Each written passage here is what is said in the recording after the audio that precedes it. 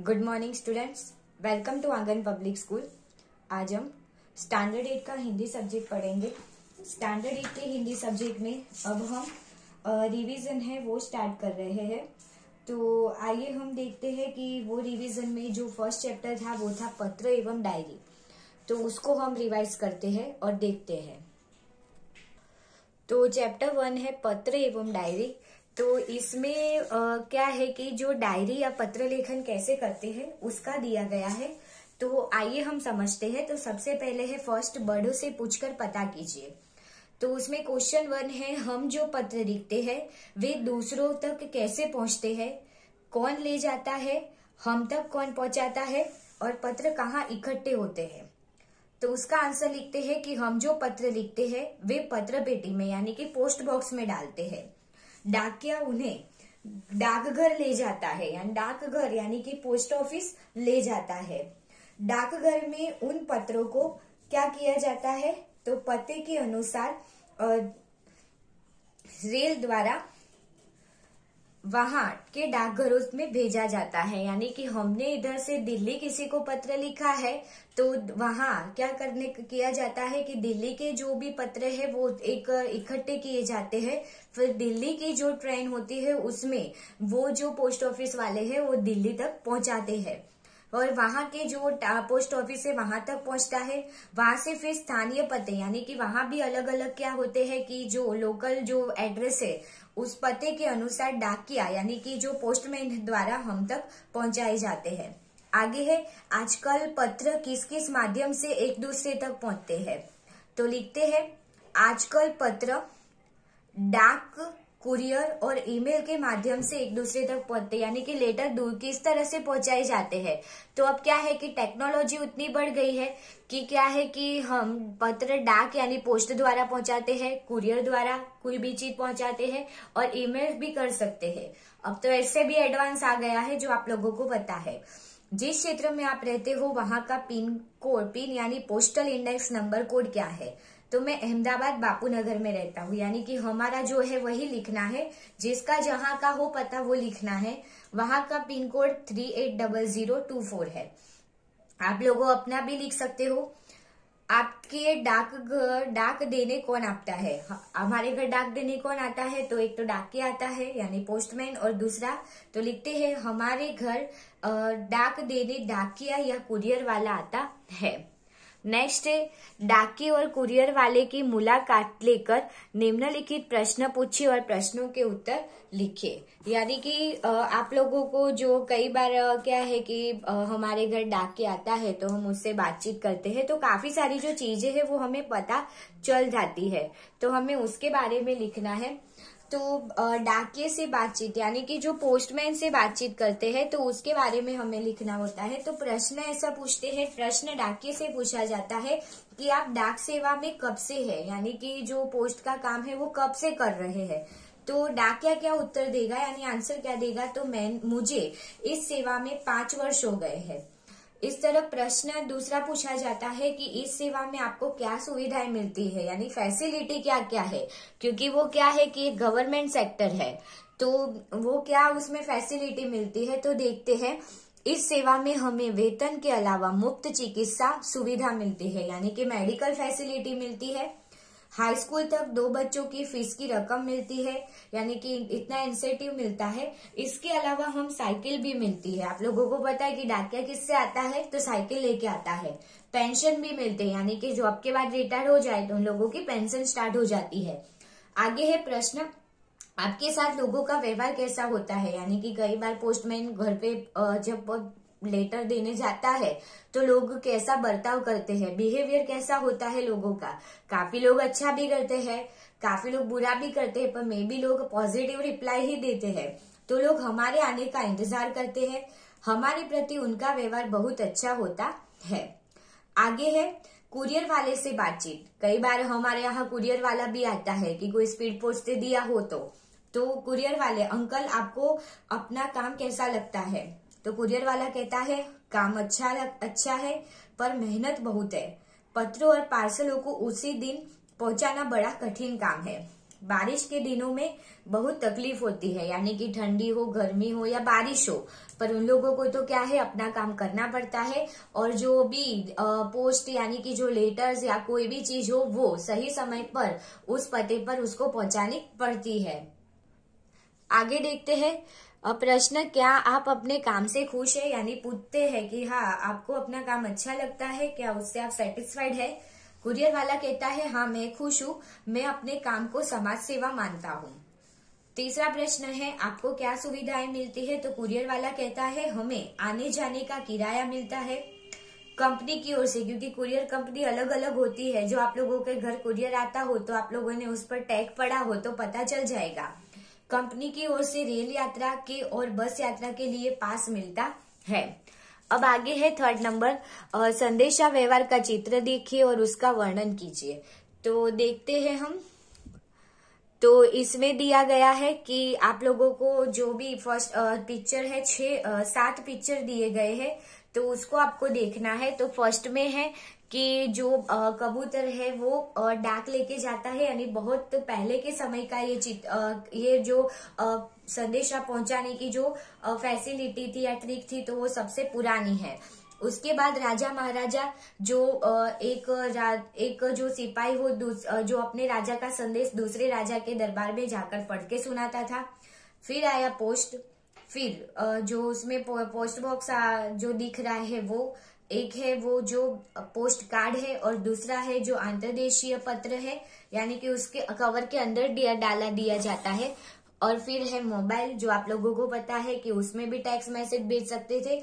और फिर आया ईमेल, यानी कि जो इंटरनेट और वो, तो उससे हम क्या कर सकते हैं, किसी को जो भी संदेश पहुंचाना है वो पहुंचा सकते हैं। तो इसके बारे में ही लिखना है। तो संदेशा व्यवहार की परंपरा बहुत पुरानी है। पुराने जमाने में प्रशिक्षित यानी कि जो ट्रेनिंग दी गई हो कबूतरों को, तो उनको ट्रेन किया जाता था। तो प्रशिक्षित कबूतर द्वारा पत्र व्यवहार होता था। फिर वह काम संदेशा वाहकों द्वारा होने लगा। राजा महाराजाओं के जमाने में पैदल या घुड़सवार संदेशा वाहक संदेश पहुंचाने का काम करते थे।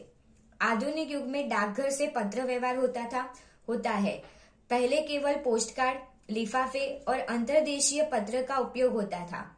आजकल टेलीफोन, मोबाइल और इंटरनेट की सुविधा हो गई है, जिसने संदेशा व्यवहार को आसान बना दिया है।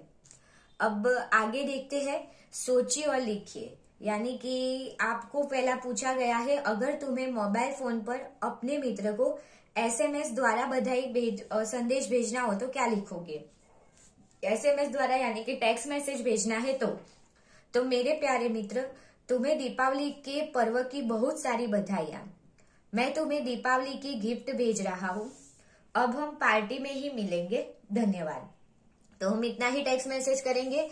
आगे है सेकंड नंबर, तुमने इस बार छुट्टियों में क्या क्या किया, वह अपने मित्र को कंप्यूटर पर ईमेल द्वारा बताना हो तो क्या लिखोगे। ईमेल से लिखना है। तो सबसे पहले है प्रेमकुंज, स्टेशन रोड, अहमदाबाद। अब लिखते हैं, प्रिय मित्र, इस बार हमने छुट्टियां अहमदाबाद में ही बिताने का निर्णय किया। मैं हर रोज सवेरे व्यायाम करता था, फिर दोपहर के समय कंप्यूटर क्लास में जाता था। शाम को थोड़ी देर मेरे मित्रों के साथ मैदान में खेलता था। रात के समय भोजन करके थोड़ी देर मेरे परिवार के साथ बैठकर टीवी देखता था। इस तरह मैंने छुट्टियों का सही तरह से इस्तेमाल किया। तुम्हारा मित्र। अब नाउ क्वेश्चन नंबर 5, निर्देशित विषय के बारे में पत्र लिखे। यानी कि आप लोगों को जो विषय दिया गया है, सब्जेक्ट दिया गया है, उस पर आप लोगों को क्या करना है, लेटर लिखना है। तो आपने की हुई यात्रा या आपने किए हुए प्रवास का वर्णन करते हुए अपने मित्र को पत्र लिखे। यानी कि कोई आपने पिकनिक पे गए हो या कोई ऐसी ट्रिप पर गए हो, तो उसके बारे में जो भी है वो डिस्क्रिप्शन करता हुआ पत्र, लेटर लिखना है। तो देखते हैं वो हम पीछे से स्टार्ट किया है। तो इधर लिखा है कृष्णा पटेल, आप कोई भी लिख सकते हो या आप ये भी लिख सकते हो। 4 number, Akash Ganga, ring road, Rajkot. Date है 27/11/2020। प्रिय मित्र अर्जुन, नमस्कार। तुम्हारा पत्र 3 दिन पहले आया था, लेकिन मैं कन्याकुमारी के प्रवास में था और कल ही लौटा हूँ। कन्याकुमारी भारत का प्रसिद्ध तीर्थ स्थान है। यह तमिलनाडु राज्य में है, भारत के दक्षिणी तट पर स्थित है। कन्याकुमारी एक प्राचीन मंदिर है, वहां मैंने विवेकानंद शिला स्मारक देखा। विवेकानंद की सुंदर मूर्ति दर्शनीय है। मुझे कन्याकुमारी के प्रवास में बहुत आनंद आया। अपने माता पिता को मेरा प्रणाम कहना, तुम्हारा मित्र कृष्णा। आगे देखते हैं। बीमारी के कारण अवकाश के लिए शिक्षक को पत्र लिखे। अवकाश यानी कि आप बीमार हो और आपको छुट्टी लेनी है, तो उसके बारे में परमिशन लेता हुआ और टीचर को इन्फॉर्म करता हुआ पत्र लिखना है। तो लिखते हैं नंदन शाह, 30 भारत नगर, अहमदाबाद, 30/11/2020। तो लिखते हैं आदरणीय गुरुवर, नमस्कार।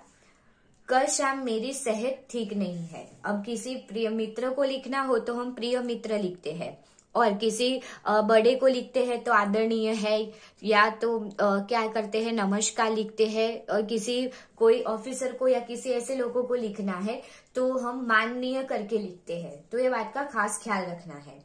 कल शाम मेरी सेहत ठीक नहीं है, मुझे जोर से ठंडी लगकर बुखार आया है। डॉक्टर को दिखाया तो उन्होंने बताया कि यह मलेरिया का बुखार है, इसीलिए डॉक्टर ने मुझे 1 सप्ताह तक आराम करने के लिए कहा है। मेरी आपसे प्रार्थना है कि मुझे 1 सप्ताह तक छुट्टी प्रदान करें।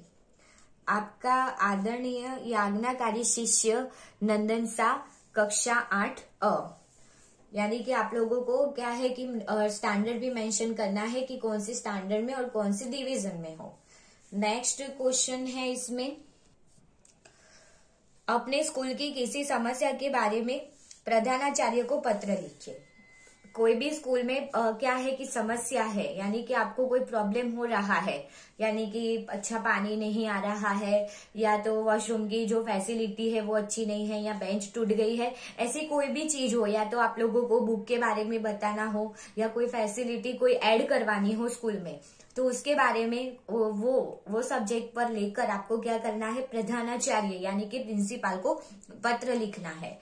तो श्रीमान प्रधानाचार्य, सरस्वती विद्या मंदिर, अहमदाबाद, 15/11/2020। विषय, विद्यालय के पुस्तकालय में विज्ञान और वैज्ञानिकों के संबंधी पुस्तकें न होना। यानी कि लाइब्रेरी है पर उसमें साइंस और साइंटिस्ट के रिलेटेड कोई बुक्स नहीं है, उसके बारे में वो जो इन्फॉर्म करता हुआ जो लेटर है वो लिखना है। आदरणीय गुरुजी, सविनय निवेदन है। देखो मैंने कहा था आदरणीय आएगा, तो आदरणीय गुरुजी, सविनय निवेदन है, यानी कि हम लोग एक नम्रता से आप लोगों को आपको निवेदन करते हैं, विनती करते हैं कि हमारे विद्यालय में साहित्य की बहुत सी पुस्तकें हैं, यानी लिटरेचर अकॉर्डिंग बहुत सारी बुक्स है, परंतु विज्ञान से संबंधित पुस्तकें नहीं है, यानी कि साइंस रिलेटेड एक भी, यानी साइंस सब्जेक्ट को लेकर कोई भी बुक्स इधर नहीं है। वैज्ञानिकों की जीवनी संबंधी पुस्तकें तो एक भी नहीं है। वैज्ञानिकों यानी कि जो साइंटिस्ट है उनके बारे में, यानी कि उनकी ऑटोबायोग्राफी या उनका इंट्रोडक्शन देती हुई बुक एक भी नहीं है। ऐसी पुस्तकें पढ़ने से बहुत प्रेरणा मिलती है, यानी कि ऐसी पुस्तकें होती तो हम पढ़ते, तो उससे हम काफी सारा इंस्पायर होते हैं, कुछ नया सीखने मिलता है। आशा है आप इस अभाव की पूर्ति पर ध्यान देंगे, यानी कि आप वो जो शॉर्टेज है वो आप ले आएंगे, यानी कि जो साइंटिस्ट और साइंस से रिलेटेड बुक्स है वो आप लाओगे। आपका आज्ञाकारी शिष्य नंदन शाह, कक्षा 8 डायरी के रूप में लिखिए किसी एक पूरे दिन के अपने अनुभव का विवरण, यानी कि आपने कुछ एक ऐसा दिन हो कि जो आपने एक अच्छा अनुभव रहा हो, अच्छा या बुरा कोई भी लिख सकते हो, यानी कि वो जो डे है वो आपके मेमोरेबल, लाइफ के मेमोरेबल डे में से एक हो तो उसमें से लिख सकते हैं। तो अहमदाबाद 24 मार्च 2020, यानी कि इसमें आपको क्या करना है, खास करके आपको जो भी प्लेस का नाम है और सिर्फ डेट वही मेंशन करनी है और कुछ नहीं, और लिखना है कल 24 मार्च था, लॉकडाउन का पहला दिन। तब एक तरफ मेरे मन में चिंता और दूसरी तरफ उमंग था। खुशी की बात यह थी कि उस दिन मेरा जन्मदिन था। मैंने मेरे सभी दोस्तों को और रिश्तेदारों को जन्मदिन की दावत के लिए आमंत्रण दिया था। फिर सभी ने मुझे ऑनलाइन जन्मदिन की बधाई दी। यह मेरा सबसे यादगार जन्मदिन रहा, यानी कि सबसे अलग रहा, क्योंकि पहले तो क्या है कि सब मिलजुल कर मनाते थे। कोरोना आया तो क्या हुआ कि ऑनलाइन उसी दिन था, तो ऑनलाइन सबने क्या दी, उसको बधाई दी। वार्षिक उत्सव में सर्वश्रेष्ठ वक्ता का पुरस्कार मिलने का आपका अनुभव, यानी कि उस दिन आपको कैसा फील हुआ। तो कई बार लोगों को डायरी मेंटेन करने की आदत होती है कि वो लोग जो अच्छा हुआ है तो उसके बारे में लिख लेते हैं, अच्छा या बुरा, पूरे दिन का जो शेड्यूल रहा वो उसके बारे में लिखते हैं, तो उसे ही डायरी लेखन कहते हैं। तो अहमदाबाद 12 जनवरी 2019 हमारे विद्यालय में आयोजित हुए वार्षिक उत्सव मेरे लिए एक सुनहरी यादगार बन गया था। उत्सव में वक्तृत्व स्पर्धा का भी आयोजन हुआ था, यानी कि जो स्पीच कंपटीशन है उसकी बात की गई है। विषय था विज्ञान शाप या वरदान, यानी कि साइंस के बारे में था। मुझे मंच पर बोलने में थोड़ा डर लग रहा था, फिर भी मैंने हिम्मत करके इस स्पर्धा को जीतने का प्रयास किया। सचमुच मुझे ही सर्वश्रेष्ठ वक्ता का पुरस्कार मिला। उस दिन मैं बहुत खुश था। आगे है थर्ड नंबर, अपने जीवन का कोई सुखद अनुभव, यानी कि आपके लाइफ का कोई एक अच्छा, बहुत ही अच्छा जो एक्सपीरियंस रहा है वो लिखना है। अहमदाबाद 17 नवंबर 2019 आज का दिन तो सचमुच यादगार रहा। मैं मेरे परिवार के साथ घूमने गया था। मैं साइंस सिटी घूमने गया था। वहां विज्ञान के विषय में मुझे कई सारी जानकारी प्राप्त हुई। मैं और मेरे परिवार के लोगों ने साथ मिलकर 3D पिक्चर भी देखी, उसमें मुझे बहुत आनंद मिला। फिर विज्ञान के दूसरे प्रयोग भी वहां देखने मिले। पूरे दिन मजे करते हुए हम शाम को घर वापस लौटे। सचमुच वहां से बहुत सुख सीखने मिला। अब आगे देखते हैं, नीचे दिए गए डायरी के अंश को मातृभाषा में अनुवाद कीजिए, यानी कि डायरी का अंश, यानी कि आप लोगों को एक पैराग्राफ दिया है तो उसको आपको मातृभाषा में अनुवाद करना है, पर हम इंग्लिश में ही ट्रांसलेशन करेंगे। तो लिखेंगे आज दिनांक 10 अगस्त 2021, तो आएगा टुडे इज अगस्त 10 2011। रात को नींद नहीं आ रही थी। I had no sleep at night. खुशी का ठिकाना न था। I had bundled as joy. कब सुबह हो जाए उसका इंतजार था। I was waiting for the morning. School से शहर जाने के आनंद में कल्पना करते करते मुझे नींद आ गई। I was thinking about the Joy of school picnic. I slept. बड़े सवेरे 4 बजे अलार्म बजा और मम्मी की आवाज आई। The alarm rang at 4 o'clock early in the morning and heard mother's voice. Rakesh उठो, 4 बज गए। Rakesh get up, it is 4 o'clock। मैं आनंद तथा उत्साह से उठा। I got up with joy and enthusiasm. मन में डर था कि मास्टर जी डांटे नहीं। I had also fear the teacher might scold me. स्नानादि संपन्न करके स्कूल पहुंचा। After taking bath etcetera I reached school. सब साथी आ पहुंचे थे। All my classmates had early arrived. Master ji ने सबको बस में बिठाया और हम सैर के लिए निकल पड़े।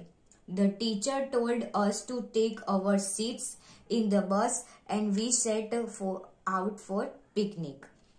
अब नेक्स्ट क्वेश्चन नंबर 8, दिए गए प्रशासकीय शब्दों के आधार पर वाक्य बनाइए।